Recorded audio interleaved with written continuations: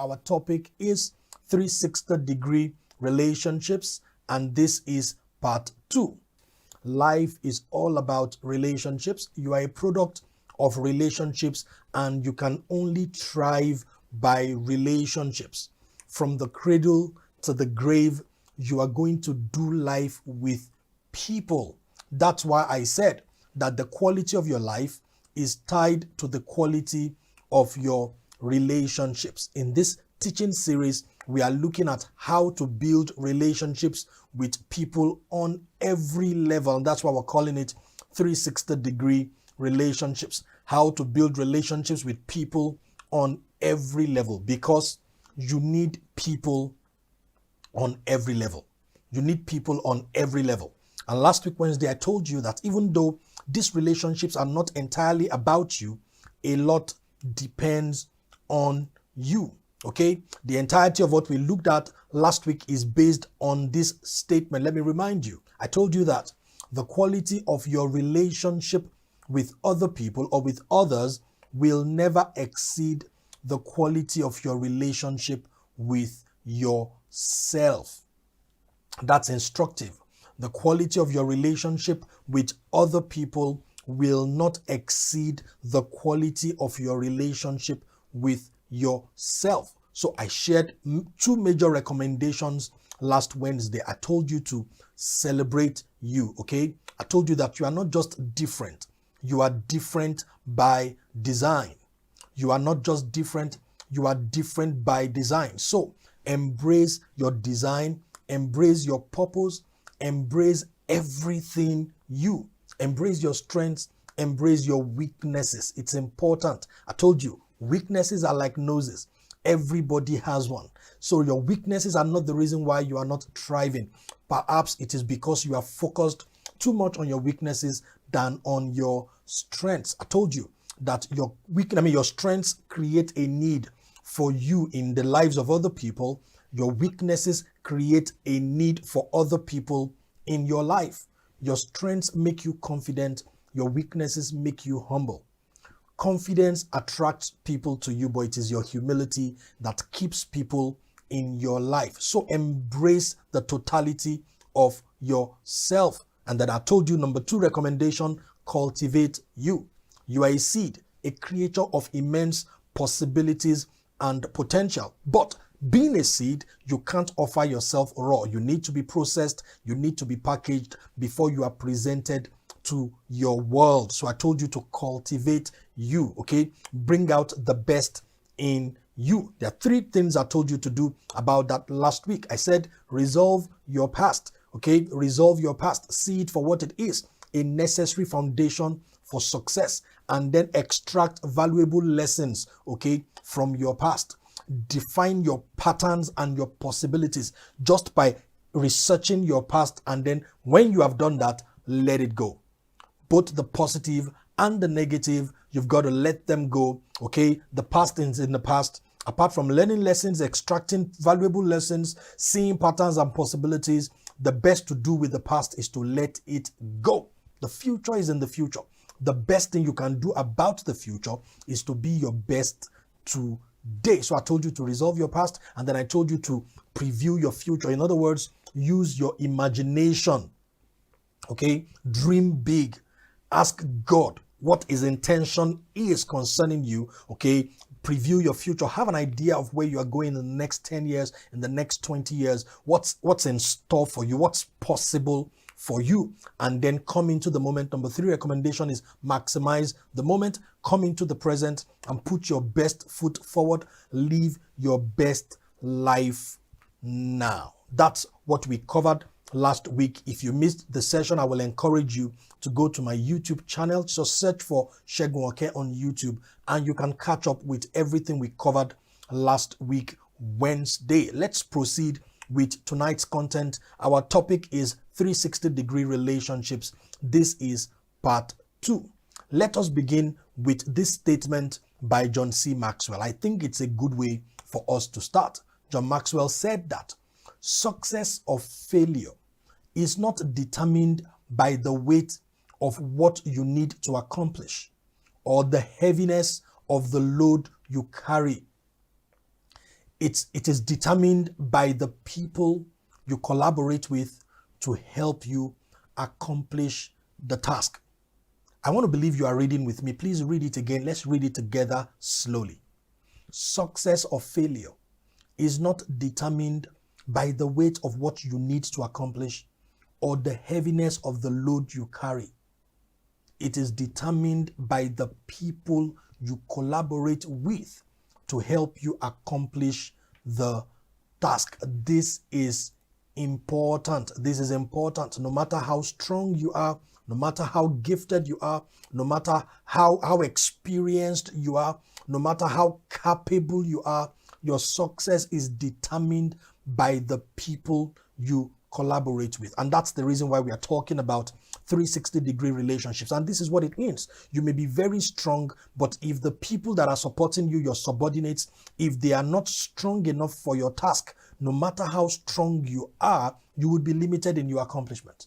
If the people on your level, your colleagues, the same thing, if they are not equal to the task, you will be limited in your accomplishments. If the people providing you leadership are not strong enough, okay, for example, if you are a level 6 leader and the person above you in hierarchy is a level 4 leader, you are going to be stunted in your growth. You are going to be limited in your accomplishments. My objective is to show you how to broker relationships with people on all these levels so that you can produce the best of results.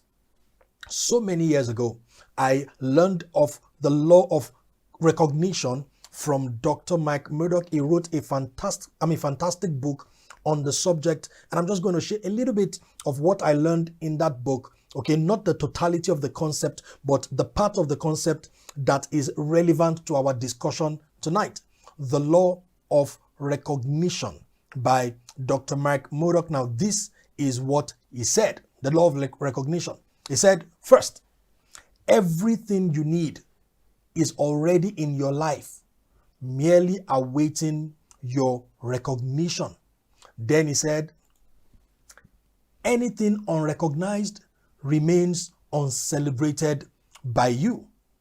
And then the conclusion is, anything you refuse to celebrate eventually exits your life. I want you to look at these 3 statements, okay? They make up the law of recognition.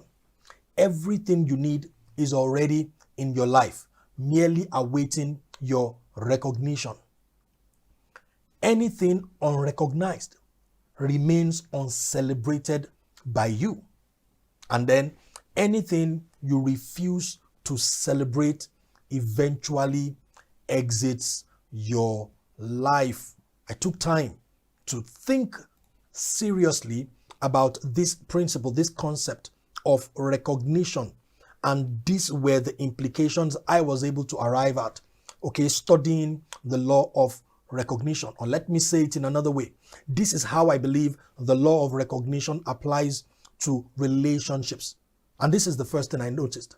Every person you need is already in your life, merely awaiting your recognition. Everybody you need. I heard a statement so many years ago that you are about 3 or 4 persons away from anybody you need to meet in life. So the person in your life may not be the person, but the person may be the one who connects you to the person that you need. If you don't recognize that person and treat them accordingly, okay, the next principle says, whomever you do not recognize, you will not appreciate. Whomever you do not recognize, you will not appreciate, and therefore you will not treat accordingly. And then the next one says, people you do not appreciate will eventually exit your life along with their benefits. People you do not appreciate will eventually exit your life along with their benefits. And one of the things I also discovered studying the law of recognition is how that recognition works both ways. Okay, you can miss out on great relationships if you lack recognition, or you can give the wrong persons access to your life if you lack recognition. You know, a lot of times when people come into our lives, they may not come in the fullness of the purpose that they are there to fulfill. Some of the persons, as a matter of fact, this is what I found out. Very great people, people that would really shift your game to another level, add value to you. When they come into your life, they come in gentle. They are not forceful. Sometimes they are very sensitive. When you don't recognize them, when you don't treat them right, they quietly exit. So a lot of times you don't recognize, you don't even know what the person carries. You don't know what the person can do. And the person exits quietly. A lot of times you did not even notice somebody great has exited. So many employers of labor have lost employees that way. Entrepreneurs have lost opportunities that way. You meet people. See, you don't want to be the person who looks at people and sizes them up by their physical appearance. You may miss out on a lot of great people. You also don't want to be that person who makes decisions about people just based on their physical appearance. You may also miss out, okay? Or you may accept or bring in people you are not supposed to bring in because they look like it, they sound like it, they talk like it. But you need to understand, you've got to see beyond the surface. There is more to people than meets the eye. So, to leverage the law of recognition, I have 3 big recommendations I want to share with you this evening to leverage the law of recognition. First, always remember that choice is not equal to control.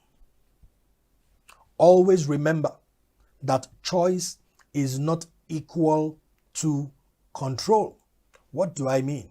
I mean, you can only choose the people to do life with.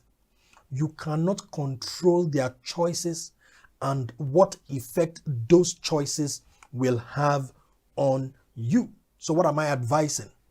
Don't rush. No matter how good the person looks, no matter how not like it the person looks, always remember, choice is not equal to control. The control you have is to let people in. The moment you let them in, you cannot control their decisions, you cannot control their choices, and you cannot control how those choices and decisions will affect you. So you want to make sure that you take your time. You don't rush into relationships. You don't make decisions about people presumptuously. You have all the information you need, both tangible and intangible information, to help you make the right decisions, okay? Choice is not equal to control. Of course, it leads me to the second recommendation I have for you tonight. You want to leverage the law of recognition, then consider fruits and not suits. Consider fruits and not suits. I have chosen a title, a headline, or a heading to help you remember the principle I'm about to share with you. Consider fruits and not suits. In other words, value character over charm. Value character over charm. In Matthew chapter 7, Jesus was teaching his disciples about false prophets. And, he was trying to help them understand this is how you recognize false prophets. In verse 20 of Matthew chapter 7, Jesus said, by their fruits you will recognize them. By their fruits you will recognize them. Based on that statement of Jesus, I came to this conclusion. Don't make a permanent decision because of a temporary situation. Don't make a permanent decision because of a temporary situation. This is what I found out. Most relationships have what I call a season of bliss. In the beginning, everything seems to be nice. Everything seems to work. Everything seems to be going okay. You don't make a permanent decision in that moment, in that season. As a matter of fact, if Jesus says that by their fruit, okay, you will know them, it dawned on me that it takes time to bear fruit. If you plant a tree today, okay, some of them will take 2 years, some of them will take 3 years before they bear fruit. So let time do its work. In my book, The Checklist, I talked about the investment of time, how that time is the ultimate test of authenticity. It takes time to build anything of worth. It takes time for people to show their color. So allow time to test your relationships, okay? Fruits are not flowers. Fruits are not flowers. Okay, flowers beautify, flowers, and that's the same thing about people. You see their talents, you see how they speak, you see, some trappings around them, and if care is not taken, you can make a mistake. Okay, build relationships with people slowly, and I'm going to show you in a moment how to go about it. You are going to be nice to them, you're going to be courteous, but at the back of your mind, you know this person is untested. So I am going to hold on to trust till I am sure that this person can be trusted. Okay, I'm going to give to this person what I am not afraid to lose until I am sure of this person's character before I begin to commit to this person what I am, I can lose what can be hurtful when I lose before I begin to commit what is truly important. Based on this principle of consider their fruits and not just their suits, I'm saying focus on their pattern of behavior, not just their potential. Focus on what their pattern of behavior, not just their potential. Now, let me show you how to see people for who they really are. I'm just going to share 4 things with you that would help you to truly recognize people over time, to see them for who they really are. You want to see people for who they really are? Do these 4 things. Number 1, research their history. And there is a simple way to do that. Just ask them questions. So when you start brokering relationships with people, like it's done in work environments, okay, in businesses and companies, there is a probation period. For a lot of organizations, it's about 6 months. In that period, you come to work, okay, you are being tested. And in that 6-month period, the organization will come to a decision whether they want to retain you or not. It's the same thing when people come into your life. Be nice to them. Have a space, like a waiting room in your life for new relationships. Be nice, be courteous, but tell yourself the truth. I don't know this person yet, so I cannot rely totally on this person. I cannot totally put my trust in this person. So what do you do in that period? Ask them questions. This is what I found out. When you ask people questions about themselves, they feel good and they talk. So ask them, where did you work before? How was the job? What did you accomplish? Tell me your story. Tell me the great things you have done. And then the person begins to tell you story upon story. You see, after like 2 months, if the stories don't add up, if the stories don't make sense, okay, then you know something is fishy. All right. Even if you don't have facts, you know it's time to walk away. You know this person does not go beyond this level. Let me give you an example. So many years ago, I worked in an organization, and I had this guy who worked in the organization. And so we practiced this principle. We're always just talking and asking questions. After about some 6 months to 8 months, we noticed that the guy's stories don't add up. When you tell lies, you have to remember what you said. So people that tell lies upon lies upon lies, after some time, they forget what they told you 6 months ago. By the time they're telling you something else, okay, the stories begin to, not look the same. That's all the evidence you need. You may not know what it is, but this person is not for real. This person is not authentic. There's something wrong somewhere. So I've got to be careful with this person. You want to see people for who they really are. The next thing I'm going to ask you to do is this. Consider what other people are saying about them. You see, there's no smoke without fire. There's no smoke without fire. If everybody is saying something positive about somebody over a period of time, even if the person is not entirely what they are saying, the person perhaps has a seed, a degree of what they are saying. It's the same thing. If everybody is saying something negative about one person, it may not be entirely true, but there's no smoke without fire. So you want to see people for who they really are. Consider what other people are saying about them. This is my 3rd recommendation. You want to know a person for who he or she is, consider their passion, aptitude, and performance. Consider their passion, aptitude, and performance. When it comes to passion, whatever the person does excitedly or whatever the person is angry about when it's not being done properly is indicative of their true personality.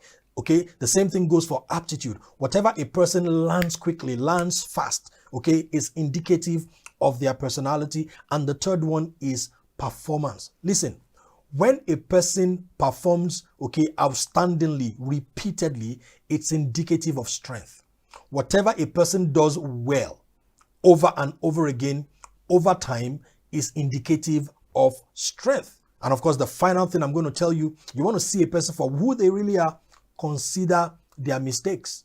Consider their mistakes. Why? Whatever a person fails at repeatedly is indicative of weakness. So you know the person's strengths by what they do well repeatedly over time. You know a person's weakness by what they struggle with repeatedly over time. My second recommendation today is consider fruits and not suits. My first recommendation is always remember, choice is not equal to control. Now let's go to my third major recommendation for you this evening is define your relationships. What are we talking about? Today we are focused on the law of recognition. Okay, as taught by Dr. Mike Murdock, everybody you need is already in your life waiting for your recognition. Whoever you don't recognize, you are not going to appreciate, you are not going to celebrate. And the people you don't celebrate eventually will exit your life. So, to leverage the law of recognition, I told you to do what? Always remember that choice is not equal to control. Number 2, consider their fruits, not their suits. And then number 3, okay, which is where we are rounding it up this evening, is define your relationships. Okay, let purpose govern your relationships, not passion, not pleasure. Let purpose govern your relationship. Okay, Dr. Miles Monroe so many years ago said, where purpose is not known, abuse is inevitable. So relationships that are not defined are avenues of abuse. Something is going to go wrong. Somebody is going to treat the other person wrongly because the relationship is not well defined. And let me quickly say this. You don't need to have a discussion with the other person to define your relationship. You can sit down and find answers to the following questions. For those who are taking notes, you may want to write down these following questions. Number 1, who is this person to me? So like I said, you don't need to sit down with the other person to define the relationship. Okay, you sit down by yourself and answer these questions. First, who is this person to me? Number 2, why is he or she in my life? Number 3, where are we going together? And number 4, what are we doing together? Find the right answers, the honest answers to these 4 questions. I'll go over them again. Who is this person to me? So you can say, oh, this person is my friend. This person is an acquaintance. This person is a business partner. This person is a client. This person is a consultant. Define the relationship. This person is a trainer to me. This person is my coach. This person is a colleague at work. Okay, define who the person is to you. Then, why is this person in my life? In other words, what purpose is this person in my life, okay, to fulfill? Or what purpose is this person fulfilling in my life right now? If you come to the conclusion, this person is supposed to be my trainer or my coach, what purpose is this person fulfilling in my right now? This person is a distraction. You already know what to do. You see, because there are times when people are in your life for a reason and they themselves lose sight of that reason. When that happens, you need to review the relationship. And that's what you do as you define your relationship. And you do this periodically. This is not something you do and you leave it there. Okay, I told you that great relationships are like gardens. They need cultivation. So from time to time, you look at your relationships, you examine your relationships, and you answer these questions. Who is this person to me? Why is this person in my life? Where are we going together? In other words, has our destination been defined? Is there a vision for what we are doing together? And then what exactly is this thing we are doing together? As I begin to round up this evening, okay, based on scriptures, I'm a person of faith, and this part of my life is governed by scriptures. You see, I divide my relationships into 3 broad categories, and I'm going to share them with you based on the word of God, and I share some of the scriptures with you this evening. I divide my relationships into 3 broad categories, and I have a keyword for how to treat the people in each category. If what I'm about to share resonates with you, then I will advise that you adopt it in your life and leverage it, okay, to build excellent relationships. The first category of people in my life, I call them facilitators. Facilitators.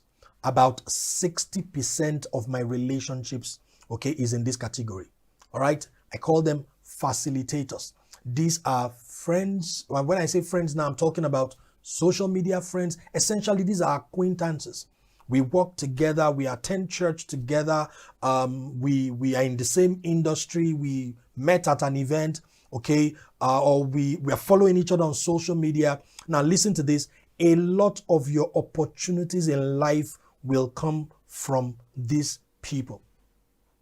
So when I talk about these three categories, it is really not like this first category is not important. No, this is where you make your money. Okay, this is where your customers are, your clients, the people that make you money. They are in this category. I call them facilitators. For me, about 60% of my relationships are here. The key word, okay, for maximizing my access to these people is the word honor. Honor. Or perhaps what the Bible refers to, or what we refer to as the golden rule. It's in the Bible, Luke chapter 6 and verse 31. It says, do to others as you would have them do to you.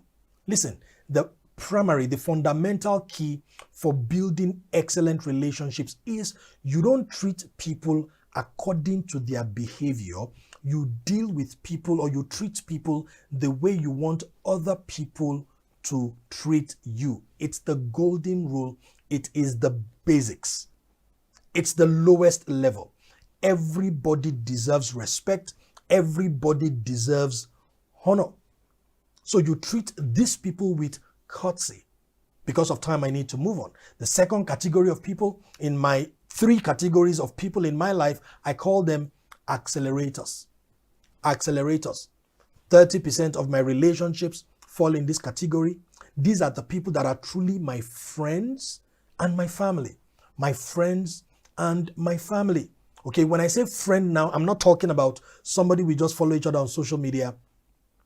I'm talking about somebody that we are doing life together. When we talk, the conversation is deep. Okay, we talk about important things. We talk about things that truly affect our lives. We talk about how to truly move one another forward. See, in this level, we have accountability. At the first level, there's really not so much of accountability. If I notice that our values don't align, I will quietly back off. I won't fight you.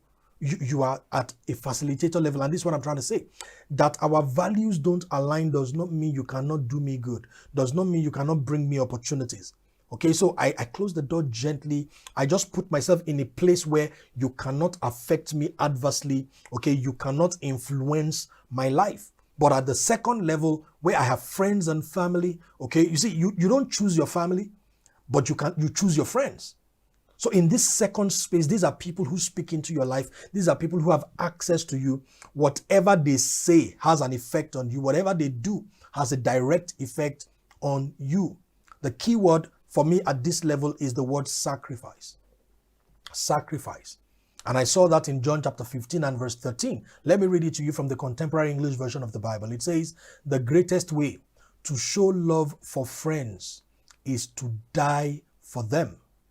The greatest way to show love for friends is to die for them. So my first category, I have facilitators. About 60% of the people in my life are in that category. My key word there is honor. I honor everybody. At this second stage, I have accelerators. The key word here is sacrifice. These are the people that if I want to go left and they need me to go right, I will abandon left to go right. In the first category, there has to be a mutuality. It must be that what you want and what I want, okay, coincide, they align. At this second stage, even if it is not what I want, I will make a sacrifice for you. Okay, this is where I have my siblings. This is where I have my children. Okay, this is where I have my friends, my true friends in this second category. And the third category, I call them elevators. Elevators. Just about 10% of my relationships are in this level. And of course, the number one person at this level for me is my spouse, and then followed by my pastor. Honestly speaking, at this level in my life right now, I think I have just about 2 or 3 persons in this level. You can't accommodate so many people at this level. The key word for me here is the word loyalty. Loyalty. Okay? Loyalty is the language of covenant. At this third level, and that's the reason why you can't bring too many people to this level. Okay? These are people that even when they are wrong, you don't back off. Okay? You can't deny them. You are committed to them. And I saw that in the life of David and Jonathan. So many people struggle with talking about David and Jonathan because the kind of connection they had was beyond the kind of connection just friends will have. It was a deep connection. David said concerning Jonathan, he said, "You loved me more than a woman could love me." They were that tight, they were that close. So I have my wife there, I have my pastor there. And I need you to understand, my pastor is not somebody I saw online, I admired. And no. My pastor plays the role of a pastor in my life. He's a mentor to me. He practically teaches me, trains me. I follow his example. And he's one person that if he says, go this way, I don't even think about it. I do what he says. Okay, so not just anybody can be at this level with you. If there was anything that David and Jonathan had in common, it was that deep sense of loyalty. Jonathan was so loyal to David, even at the detriment, okay, of his own destiny. His father Saul could not understand it. What the Bible records was that their souls were knitted together. So I believe at this third stage, okay, of elevators, there is the God factor. Okay, the same way God brings you into a relationship with your spouse, essentially. Even though you do the choosing, but there has to be that providence in your coming together. It's the same way that there are certain covenant relationships that God will bring into your life. It's not you scheming. It's not you working it out. It is God bringing these people into your life. That was what happened to David and Jonathan. Their souls were knitted together. David was so loyal to Jonathan, even after his death. He said, "Is there anybody left of the house of Saul that I can show favor to because of my friend Jonathan?" Okay, so that's how I practice recognition in my life. First category, like I said, I have facilitators. 60% of people are there. I honor them. I respect them. I treat them the way I want people to treat me. This is important. A lot of people treat people based on circumstances. And this is what I'm saying. Let me elucidate. If it's the person's birthday, you don't give them what you have. You give them what you would have wanted somebody to give you. That's very important. You treat people exactly the way you want people to treat you. And then the second level, we have accelerators. Okay, the key word there is sacrifice. These are people that you make sacrifices for. You don't consider your own interest or your own benefit. You consider what is in their best interest and you make sacrifices for them. I said that's where you have friends. That's where you have families. As a parent, that's where your children are. You don't think about yourself when it's time to cater to your children. You take care of them. And of course, at the third level is elevators, covenant relationships. Today, we have looked at the law of recognition and what have we established. Everybody you need for success, everybody you need to get to where you are going in life is already in your life awaiting your recognition. Whomever you do not recognize, you are likely not to celebrate. And the people you don't celebrate eventually will exit your life with all the benefits that they carry with them. So you want to practice recognition. Okay, you want to treat people the right way so that you can benefit from what they carry, so that you can also be of benefit to them. I want to believe that you have picked one or two things you can practice right away in your life. Let's rest it here tonight. We'll continue next week, Wednesday.